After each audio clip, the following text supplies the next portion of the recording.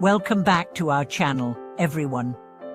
Thank you for being here today, because the topic we are going to explore is not only relevant to spiritual seekers, but also deeply practical for those navigating ethical choices in daily life.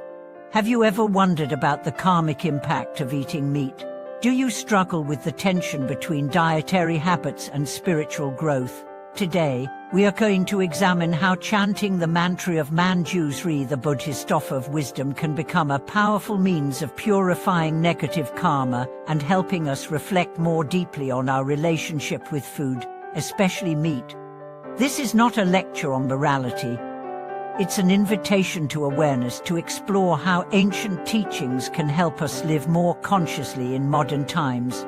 If you've ever questioned whether your daily actions align with your values, or if you felt torn between spiritual aspiration and cultural conditioning, this video is for you. Let's begin by grounding ourselves in the essence of the issue. In Buddhism, killing directly or indirectly generates negative karma. This includes the consumption of meat, which by its nature involves the death of sentient beings. Yet many people, even committed practitioners, find it difficult to give up meat due to habit, health needs, or cultural context. The question becomes, is there a middle path that honors compassion without demanding overnight perfection? This is where the practice of chanting, particularly the mantra associated with Manjushri, offers a profound solution. But before we dive into the mantra itself, let's understand who Manjushri is. In the Mahayana tradition, Manjushri is the embodiment of wisdom, sharp, clear, and uncompromising. His sword cuts through ignorance, illusion, and self-deception. He rides a lion, symbolizing courage and sovereignty over delusion. When we invoke Manjushri, we are not merely asking for intelligence, we are calling forth the clarity to see truth, the strength to make difficult choices, and the grace to move forward with integrity. One of the most powerful aspects of Manjushri practice is the chanting of his mantra, often referred to as the Manjushri rebirth or hell-liberating mantra.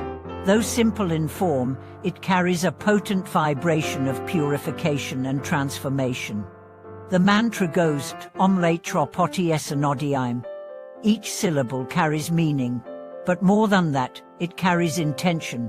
Dig, the seed syllable, is associated with insight, like a thunderclap that dissolves the fog of delusion.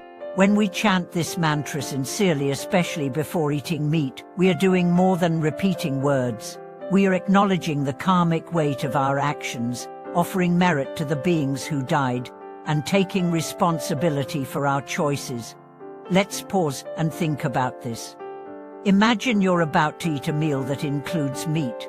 Instead of doing so unconsciously, you take a breath, place your hands together, and chant the mantra 7 times.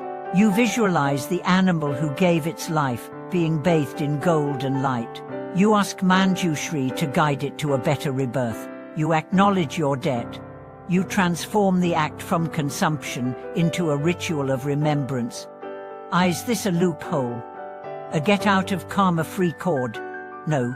It's a bridge, a way to walk with compassion even before you're fully able to change your lifestyle. It's not an excuse for harm, but a step toward mindfulness. And in time, as wisdom deepens, habits often change naturally. Let's ground this in a true story. A woman named Naomi grew up in a culture where meat was central to every meal. She never questioned it. But after beginning her Buddhist practice, she felt increasingly uncomfortable.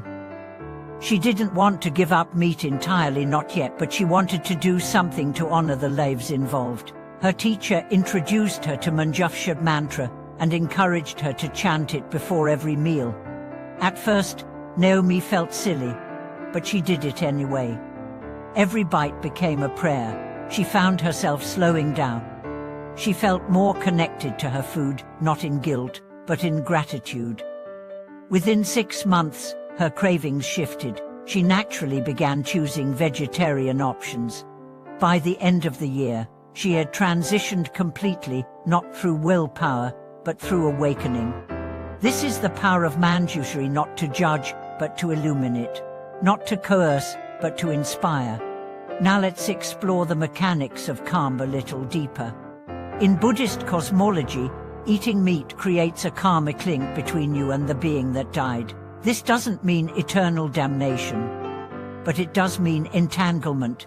The more we consume unconsciously, the more karmic threads we weave. But consciousness, intention, and remorse can begin to untangle those threads. This is where chanting becomes a tool of purification. Chanting doesn't erase karma like a magic wand. It clarifies your awareness, softens your ego, and aligns your actions with your values. When practiced consistently, it changes your energy. Your thoughts become more refined, your speech more compassionate, your actions more aligned. And yes, your karma begins to shift. In this sense, chanting the mantra before eating is not about avoiding punishment, it's about cultivating awareness. It turns eating into a meditation. It reminds you that food is not fuel alone, it is life, offered and received. Let's also consider the broader implications. We live in a world of ecological crisis. The meat industry is one of the leading causes of environmental degradation. Forests are cleared, water is wasted, greenhouse gases are emitted, all to feed an appetite that, for many, goes unquestioned. When we chant before eating, we don't just honor the animal, we honor the earth. We remind ourselves that nothing we consume is without consequence. And when you combine this awareness with the wisdom of Manjushri, something alchemical happens. You begin to see clearly, not just your plate, but your life. You see where you act out of habit, where you numb, where you justify, and slowly, that clarity transforms you. Chanting doesn't just change what you eat, it changes who you are. Let's close with a simple practice you can begin today. Before your next meal, pause. Place your hand over your heart. Close your eyes. Chant silently or aloud, Om Pathtopeace. Visualize golden light flowing from your heart into the food. Offer merit to the beings involved, not just animals, but farmers, cooks, transporters. Eat slowly, breathe, be grateful. This simple practice, done with sincerity, plants seeds. Over time, those seeds bloom into a new way of living, one rooted in compassion, wisdom, and reverence. Because ultimately, spirituality is not about what you believe, it's about how you live, how you eat, how you honor the lives that nourish you. Manjushri reminds us the sharpest sword is not violence, it's insight. The deepest practice is not perfection, it's presence. And the purest offering is not ritual, it's reverence. Thank you for watching this video. If you've had experiences with mantra practice, or if you've used chanting to transform your habits or karma, we'd love to hear your story in the comments. Your voice may be the encouragement someone else needs to begin.